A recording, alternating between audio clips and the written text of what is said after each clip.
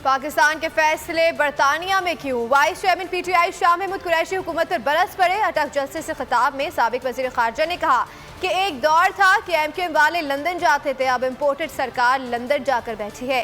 अली मोहम्मद खान बोले कि ओवरसीज़ पाकिस्तानियों को ही पाकिस्तान की समझ है। उन्होंने फलाही कामों में हमेशा इमरान खान का साथ दिया। फारूक हबीब ने कहा कि अवाम चोरों को 2/3 अक्सरियत नहीं देगी।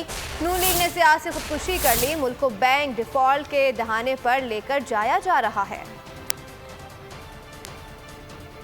एक जमाना था कि एमक्यूएम के लोग लंदन की यात्रा के लिए जाते थे।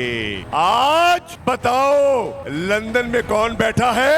पाकिस्तान के घुस बैठिए इम्पोर्टेड सरकार लंदन की नजर हो चुकी है। और क्या कहने गए हैं बता दूं?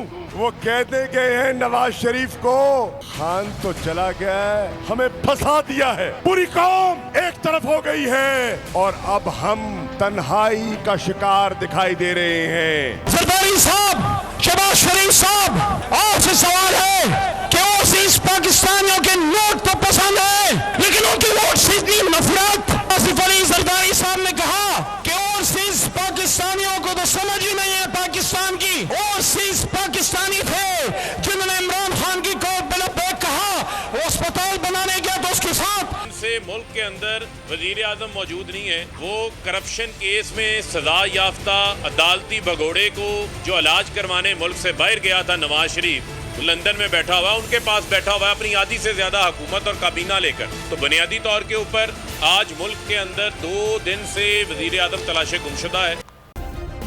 सब्सक्राइब करें और बेल दबाएं ताकि कोई खबर रह न जाए।